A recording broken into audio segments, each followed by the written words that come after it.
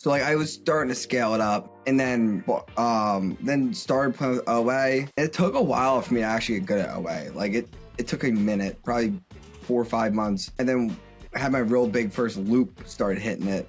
Yeah. And then once I had that, I was like, all right, now we're growing. Had the VA. What's an OA loop? A loop is something you can repetitively do over and over again. Keep maybe on Dick's Sporting Goods, hypothetically, the 10% sign up offer on the bottom, the catch-all email. Like, that's just a basic loop. You can like that, but I had a really good one. I still actually use it sometimes. E-commerce is the greatest business opportunity of our generation. Yo, what is up, people? It's your boy Kaj back for another episode of the Ecom Unlimited podcast. Today, our guest is Steven Does Business. Steven Renard, how you doing, bro? Good, how are you? I'm good, man. I'm good. And for this actually might be the first time that Josh is not on the recording with me. Unfortunately, he just had to stay late at work, and we already had this scheduled. So he couldn't make it on, but he sends his best wishes to everyone. So, Steven, you are, I think, one of the greatest Chad scalers I've ever seen in the Amazon space. Just talk to me about how you scaled so quickly, what kind of numbers you're doing, and how you got started selling on Amazon. I mean, we'll start with like how to Chad scale. Like Chad scaling 101.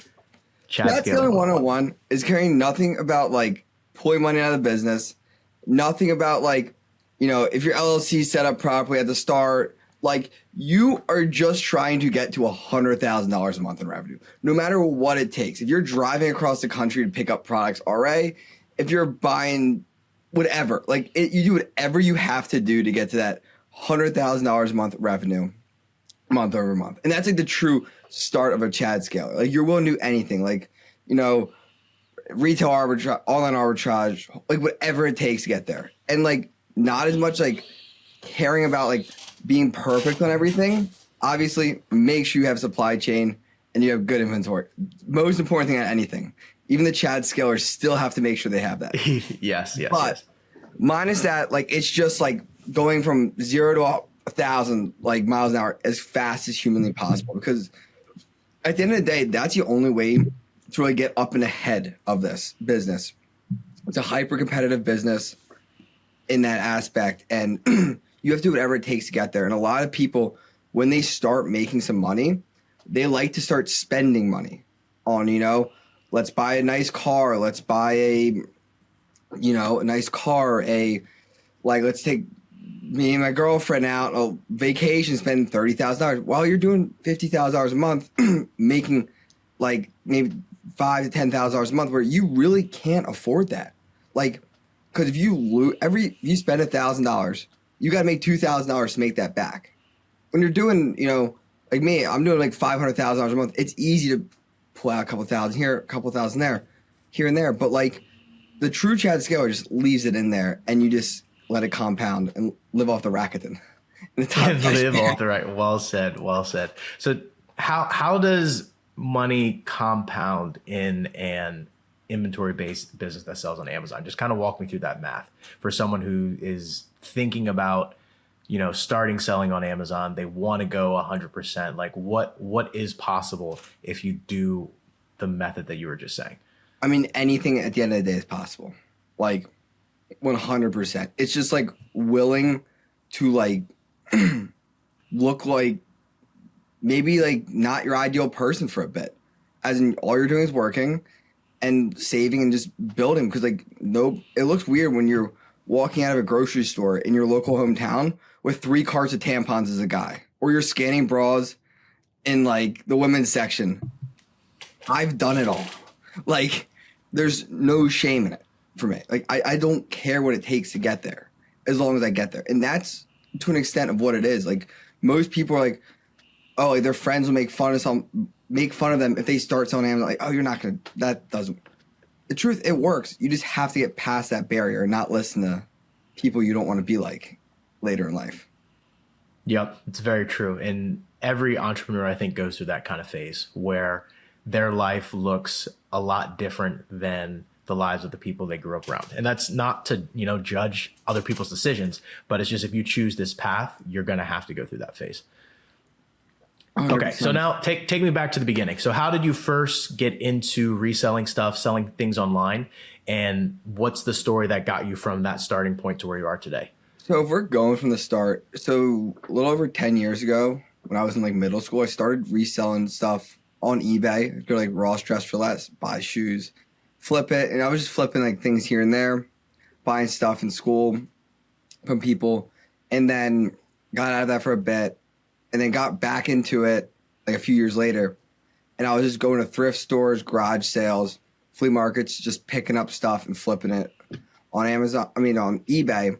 And then I was moving to Florida with a girl I was with at the time. And I was like, crap, I can't move my entire business down to Florida without having to get storage and like all these different things. And I was like, this is going to be a headache because I had like 3 rooms in my mom's house, like filled with junk of inventory. And so I started doing some research, stumbled upon Amazon, and then just started flipping books. And that what year is this now when you started flipping books? It's probably about 4 years ago now. Oh, wow. Okay. So 2020, 2021? 2021.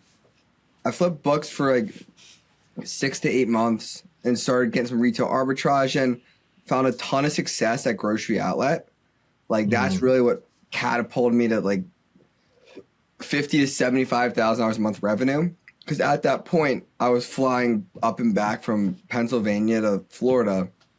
No, sorry, from Florida to Pennsylvania on every month to replenish inventory. So I'd go drive around, pick up all my inventory, send it into Amazon, and fly back down. Oh my goodness. Yeah. So you were doing FBA from grocery outlets, but you were only buying. I guess, do they not have grocery outlets in Florida? No, they don't. Okay, so that's why I got it. There's a ton in PA. It's more of like a Northeast and West Coast, like California, Oregon. There's more and more coming out. It's very similar to Ollie's. It also doesn't have the little barcode you have to or the Ollie stick. Oh, that's key. That's key. So I hated that. So I realized I could do more volume with Grocery Outlet. Then with Grocery Outlet, it's all independently owned and operated, so I get connections with the owners. Sure. I know it's coming in. I'm shooting texts if they have it the week before, see if they can hold it in the back, see if they can order me a pallet of this, pallet of that. So I was starting to scale it up, and then started playing with OA. And it took a while for me to actually get good at OA. It took a minute, probably 4 or 5 months, and then I had my real big first loop started hitting it. Yeah. And then once I had that, I was like, all right, now we're growing. Had the VA. What's an OA loop? A loop is something you can repetitively do over and over again. Keep maybe on Dick's Sporting Goods hypothetically, the 10% sign up offer on the bottom, the catch-all email. That's just a basic loop. You can like that, but I had a really good one. I still actually use it sometimes. So nice. I'm not going to say it right now, but of course not. I just wanted to point that out for the listener. Yeah.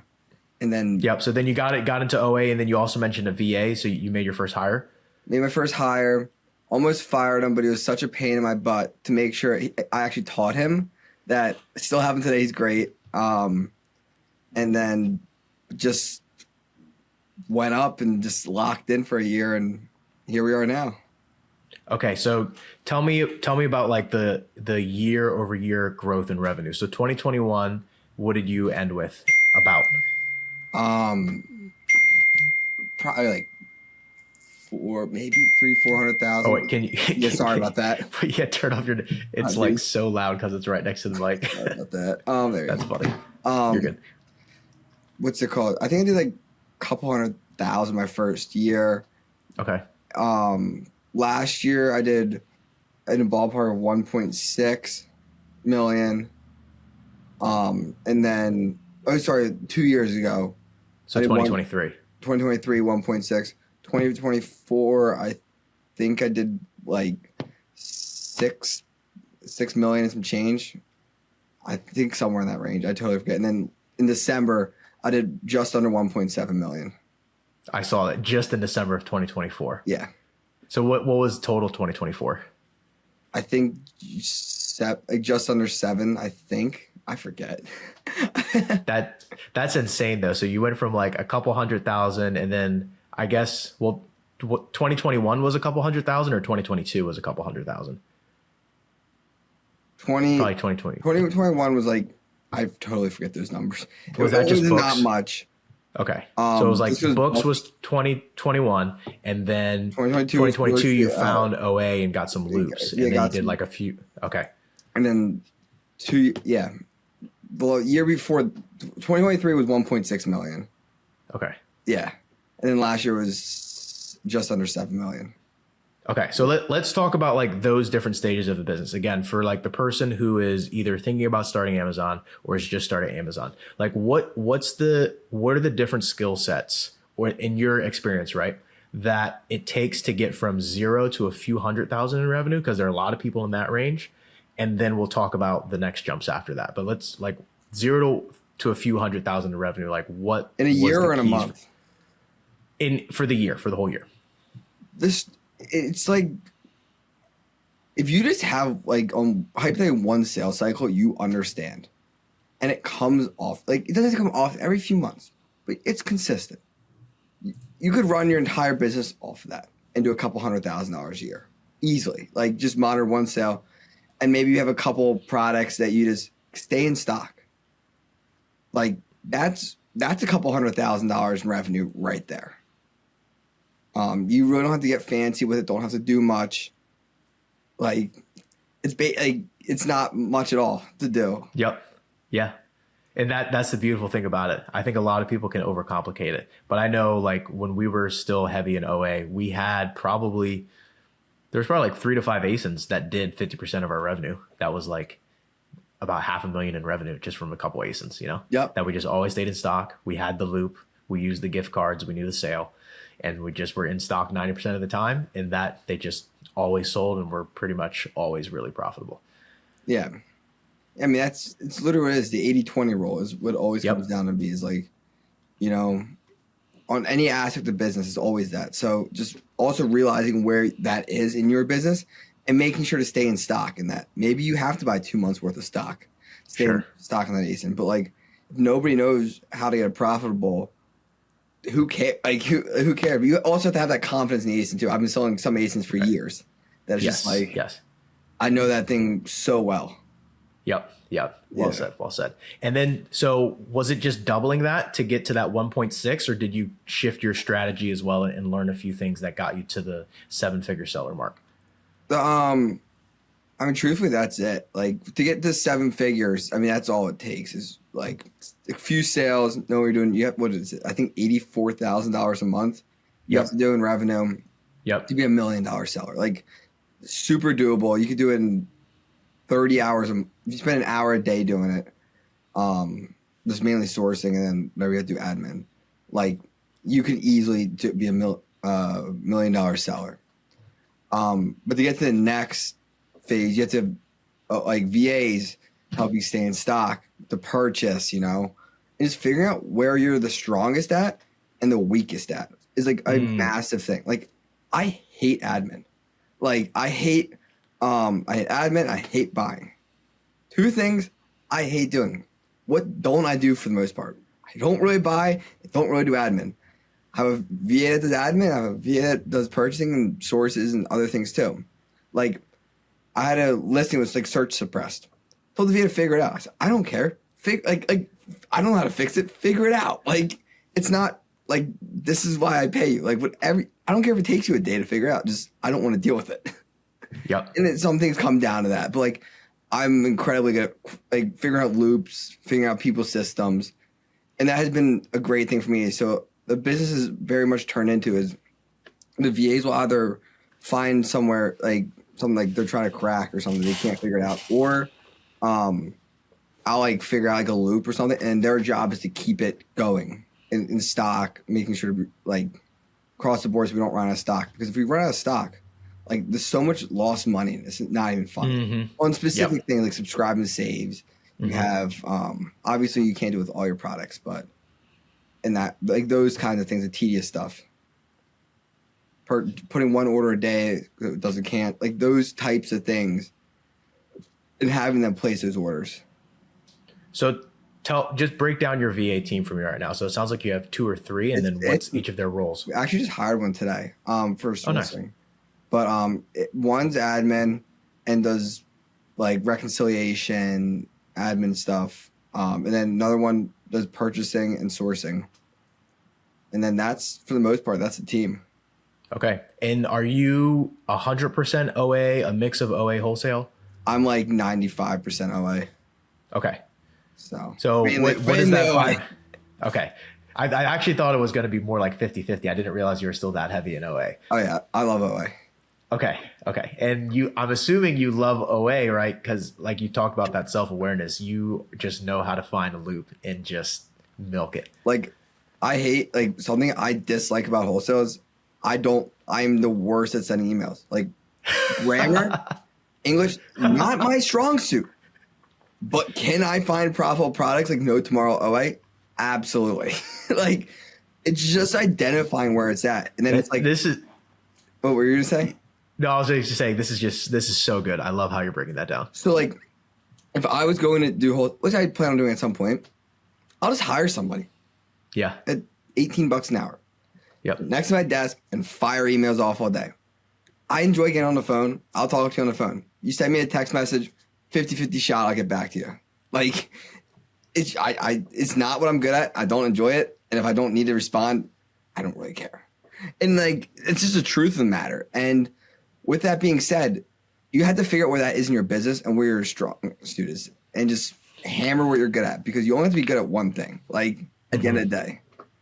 And like, and look at anyone successful or done anything well. They're good at 1 or 2 things and that's it. They might suck at everything else. And I also teach that to my VAs too, is like, oh, I want to source this. I'm like, no, get good at 1 or 2 things and just be the best at it. Right. Yeah. Yeah. And it's funny that you bring that up because I think my strengths are almost like the polar opposites of what yours are. And that's why I love wholesale brand direct and why I was not good at OA because sourcing OA was not my strength. I mean, I could do it. I was a mid sourcer at best, but like building and strengthening relationships with the brand, communicating with the brand owners, sending emails, making the phone calls, like all of that stuff is my strong suit. And so when we switched from OA to wholesale and now predominantly wholesale brand direct, like I just enjoy running the business so much more versus when we were doing OA, like I could still do it and it was still fun, but it wasn't like I wasn't in my zone of genius, if you will. Yeah. And that's just figuring out what it is. It could be RA. Exactly. Like there are people who massive numbers. There are people who love art. I can't stand RA. I hate it. I loved it back in the day. Like going to a store and like you see a whole shelf of stuff. You grab the shit, put in the cart, hoping the employees at the front let you check out with a 20% coupon, like 50-50 shot to let you do it. It says excluded this product. Like that was always the fun stuff. I hated that. And it's funny because Josh, have you met Josh before? Did you meet him at ASD? No, he wasn't at ASD. Never mind. But my business partner. So him and I also have complementary strengths, right? So like he loved RA, he loved OA, and he was good at that stuff. But it just wasn't me. Yeah. Like the only reason I even did RA was because Josh would find the leads in the stores. Like if it was a Marshalls, for example, and because we lived like 20 minutes apart, like he had a loop of Marshalls over here. I had a loop of Marshalls over here. He would find something and be like, all right, Kaj, just go buy all this stuff. So I wouldn't even go source. I would really just go pick it up because like me scanning stuff, I just didn't have that sixth sense to figure out what was good. Yeah. And like an issue with like, I have a Marshalls, like just not hitting on Marshalls. Like why I like Ollie's grocery outlet is because they have the same product at all the stores. Mm-hmm. And excuse me, like Marshall's like kind of we might find 2 or 3, but like grocery outlet might have 30 of one. So I go to 10 different stores, I'm getting 300 units versus Marshall. You literally have to scan every product, or they only have a couple in a store. Yeah, it was very annoying. You're not going to be able to get volume. You're not really going to be able to significantly scale. So that's something with there too. Yeah, spot on. And that's why we switched to OA because it was like very difficult to spend a lot of money doing Marshalls and TJ Maxx. Is grocery outlets still good? Should someone who's just I getting heard started some go to people, grocery also and scan stuff? I heard some people still hitting it pretty hard these days. Okay. Yeah. I mean, like, I would recommend it. I know how good it is? No, but I could tell you for a fact I could do $100K a month revenue there and still be highly profitable.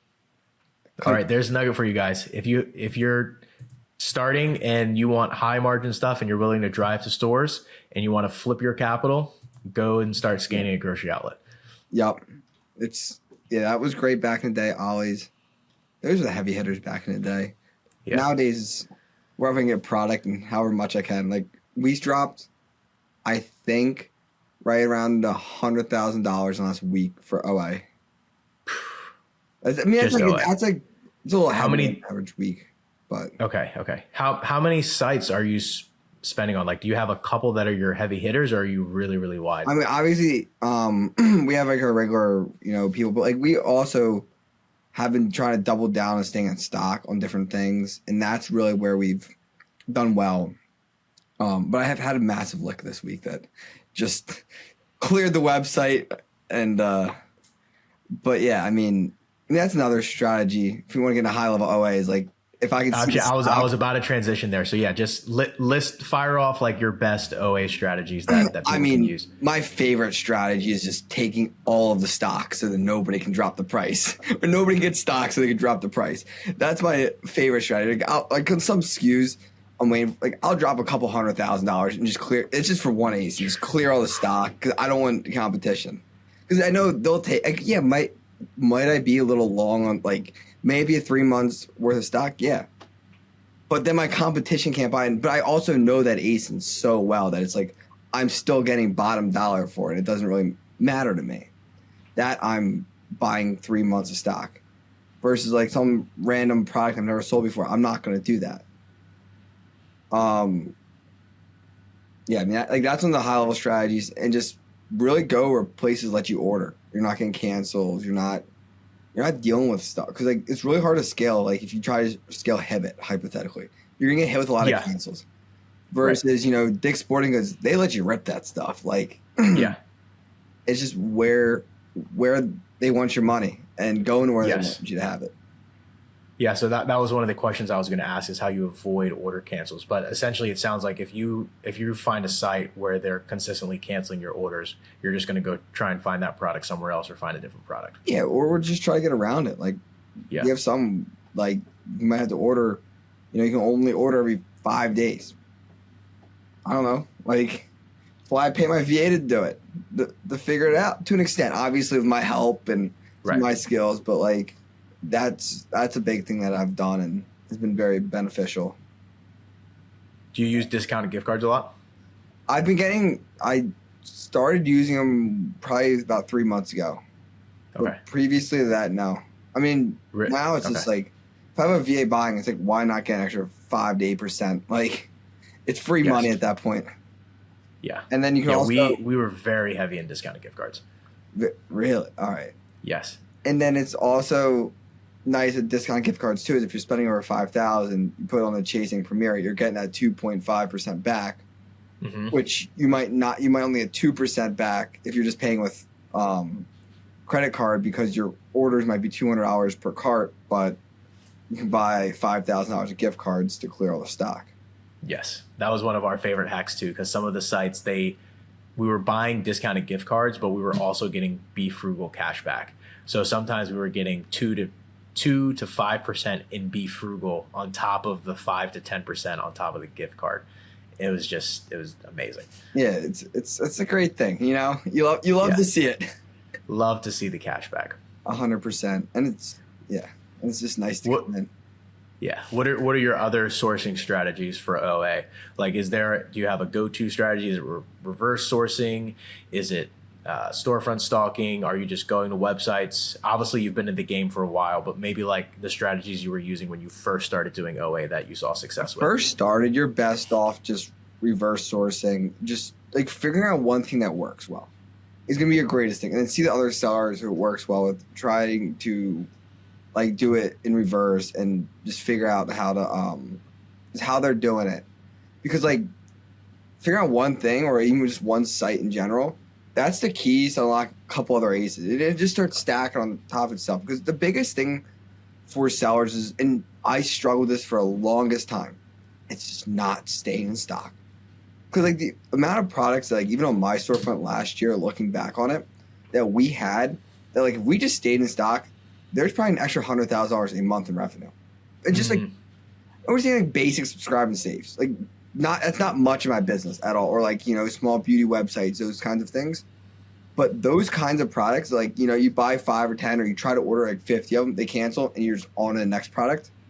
If you able to get orders through and you're staying in stock, like there's a ton of money in that nobody really realizes and just overlooks. It's the tedious stuff. But that's where the money's at. It is tedious, but it is where the money is at, especially for OA. And that's one thing that we're now full circle seeing again with Brand Direct, because we started private label, but like we have quite a few ASINs where we're the only seller. And it's even more important to stay in stock in that situation, because if we go out of stock, then the ASIN loses sales rank. Then we got to get back in stock, work on getting the sales rank down all over again. And the other cool thing about that is the subscribe and save. Like there's one ASIN, I was just talking to someone else about this yesterday, where it sells like 300 units a month. And we have, I think, 100+ subscribe and saves on that ASIN, which is just like, you know, every month you're just getting that 100 orders coming in. And the subscribe and save count has continued to go up. The other thing that people don't talk about with subscribe and save that I'm realizing more, and this is a hack, whether you're wholesale Brand Direct, whether you're OA, but just in regards to staying in stock, is if you have a subscribe and save offer, there's technically 2 buy boxes now, because there's the buy one time buy box, and then there's a subscribe and save buy box. So if you have a 10% discount on the subscribe and save, let's say the buy one time is $50, you can be priced at $52, but have a 10% discount bring you down to whatever that math is. And then you're not winning the buy one time, but you're still getting the subscribe and save. So then you're like, you're playing the game just at a higher level. 100%. That is one thing that's think about OA. It's hard to get on the subscribe and save. I haven't totally figured it out yet, but not that I really don't spend any time doing it either. So yeah, but it's super powerful. Yeah, I mean, wholesale is great too. Like I'm just good at OA, but like, trust me, like my buddy will call me up, you know, on some seasonal products. Like, hey, you want to buy a truck? I'm like, I'll buy a truck. Like, you know, buy an 18-wheeler worth and call it a day. That's usually that's my version of wholesale. But I actually did call up. I was putting a $50,000 PO the other day because I found a product like pretty easy to find a supplier, like perfect. Always check the supply chain, you know. Always check the supply chain. Some people with so it's actually interesting. Some people with wholesale, they're fine just buying whatever. It's just like, even at scale, I'm like, I'm good. I'm like, it's blows my mind. There's some sellers, some big sellers that buy from some very sketchy places. Yeah, I'm like, it's not like, to me, it's not worth it. And it's, I recommend that to anybody too. If your supplier does not want to give you invoices, you know, if you're like, hey, if shit hits the fan, like could I get supply chain like under an NDA, or have you like submit it? Because if they're not want to do it, you're cooked. Yep. And just something to remember too, that like that's a massive thing. Like the amount of people, especially newer sellers, you see messages like, go, yeah, I have this great offer. Get a message about it. I'll open it up. I'm like, so do they have supply chain? Like, let me ask the supplier. Nope. I'm like, no, I'm good. I appreciate the offer, but I'm out. Yeah, totally out. Yeah. And that's why I like working directly with brands. I have one distributor that we still work with regularly, but it's because I know that he will give supply chain and his invoices are legit, because I know they've worked for other people in the past. And that's a big thing right there. Yep, that's good. So you did a few 100,000, then you did 1.6, then you did like in the 6 million to 8 million range OA. Where are you trying to take this? Like what's your end game goal? And there's no really end game goal. My goal for the end of the year is to hit what's it called? Be doing about $1 million a month in revenue. And then become that 8-figure seller. Become an 8-figure seller by end of August. So back to school is the warm up for Q4.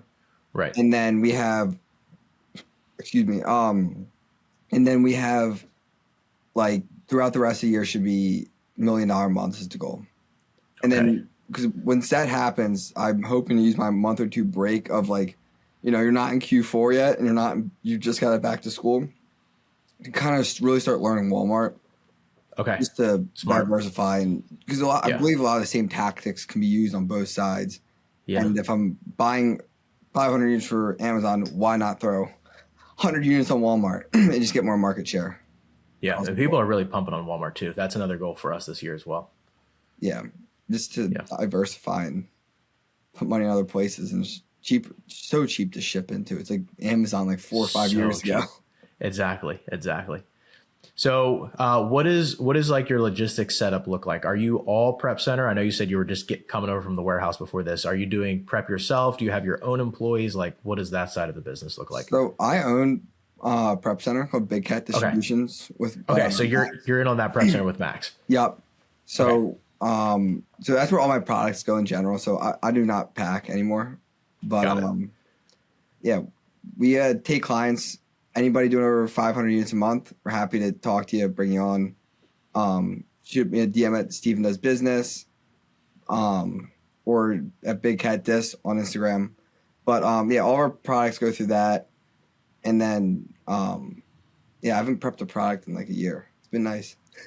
That is very nice. That is very nice. So are you in the day-to-day management of the prep center too, or what's your role there? So I'm just management. Like I have a warehouse manager who does most of the stuff. I'm just there. Hey, we're in an issue. Hey, reach out to this client. Just those kinds of things. That I'm there, and then just work on scale at the prep center and like just higher level things, and just working through people, because that's at the end of the day the only way to really scale a business long term is you can't run an OA store or run like an Amazon store, run a prep center. If you want to do Walmart and all yourself, because so it's just learning to work through people, and which has been a great skill to get over time. How many units a month are you guys moving through that prep center between all your clients? The payments between 60 to 80,000. 60 to 80,000 units. Yeah, that's a lot of volume. Yeah, so we rip that. Yeah, how many staff do you have to get through all that? About 18. Wow. Yeah, between 3 warehouses. Wow. So you got the PA location, the Delaware location. Where's the third one? There's not 2 in PA. 2 in PA. Okay, got it. Okay. Yeah, and then didn't you use us? I did. Yeah. Yeah. All right. Yep. That's what I thought you guys said some stuff through us, but yeah. I did. Yeah, which was great. The stuff that came from Garrett. Yeah, I'll drop the AC below. Everyone's. I'm sure that 98% of listeners are restricted on that ASIN now, so it doesn't even matter. But what was I gonna say? Yeah, so prep center takes up a good amount of time, and then just doing the store, because for me at least, scaling the store past $400,000 a month it's hard to do, with really out building a massive team of sourcers. Loops are great, but then it's okay, you have 15 loops that you love to run, even if they're but the sales changing daily. So it's now my next frontier is just getting on more sourcers and having some general, but really having a few that are almost their job is 3 sites, but their job is to be if they miss something on that site, I'm going to be mad, because their job is literally just to hammer a few sites, but they just get so good at it that it just it's their specialty. And then maybe you just kind of add on more, because people aren't I'm an apparel seller for the most part. I'm learning some beauty stuff just because of I just want to learn it. I feel there's some very low hanging fruit there that I'm trying to pick up, trying to get. But besides that, it's just building out the teams and stuff like that. Got it. Okay. So with your VA strategy, it's more of having them focus on a specific site, even more niche down than just, all right, you're going to focus on this category. Yeah. I mean, that's the next frontier of it, because there's a few sites that are always rotating, always changing. And it's even sometimes I forget to check it, see something, and then their job is to check it and just be up to date on it, because even if they don't find stuff for a week, they might not find something for a week, and that's fine for me. Those specific on that site to say, well, when that sale comes around, they better find. They better be on the site time the sale starts, and that ASIN better be out of stock by the time I wake up. Then there's an issue because so then it gets into like timing sales and different things like that. Okay. And so your buyer, they have access to your company credit card and the they have VPN or whatever? Multiple cards. They have VCCs of the like big, like my main card. They have virtual credit cards. Okay. And then they have some other like smaller limit cards that they can just, some sites, don't like Amex. Some sites do like, Sure. like, Chase, like Capital One. So he can just try a bunch of different cards and see which one sticks. Got it. Document Okay. How long did it take you before you trusted them with the credit card? A few months. Because truthfully, you start off with a virtual credit card. And if people aren't familiar with a virtual credit card, it's just like a secondary credit card. You can do it like if you have an American Express, you can use Extend. And then if you have a Capital One, I believe it's Trade Shift, something like that. Don't quote me on that. Yeah, I'm not sure what it is. Yeah, I know it's like, I forget what it is. But like you can get virtual cards, and then you give them one of them at like a $500 limit, and you just have them do some small purchasing, and you kind of just work them up. And then once they've been with you for a while, it's like you can have a good chunk of change to spend. Because the nice thing too is if you know American Express, they are usually awesome with chargebacks. So if you said it was fraud, you should be able to get your money back if they spend a ton of money, like right. And it wasn't used. So do you check the statements every month just to make sure they're only buying from the websites they're supposed to? Yeah. Yeah. I double check them. Okay. Yeah. I mean, they have to like. If I see a weird charge come through, I get notifications whenever they're buying too. So it's, I have the same thing for all my cards. Anytime there's a charge, I get it on my phone, even though I'm the one doing the buying, but I still have that. Yeah. You're not really doing any OA these days, right? No. We, I think we made one OA purchase this January, and I think I just decided that that's probably our last OA purchase probably forever. Come on. Yeah. It's just that our capital has to go to our brands now. It's like I just onboarded 2 more brands this week. Another one that'll hopefully be closing next week, going to the trade show. I got another brick and mortar partner that I got to call tomorrow. So it's like, if we have the capital to spend there or enough inventory to spend the capital on there, it's like, I mean, that's what we're focusing on anyway. So, yeah, but we did 2023 was 100% OA for us. 2020 or how much revenue? Wait, no. 2022 was 100% OA. That was probably like $500,000. And then 2023 was 50-50 OA in wholesale. That was like just over $1 million. And then last year was right around the same revenue. And we did, I would say maybe like 70-30 wholesale to OA. And then this year will be pretty much 100% wholesale brand direct. All right. That makes sense. Yeah.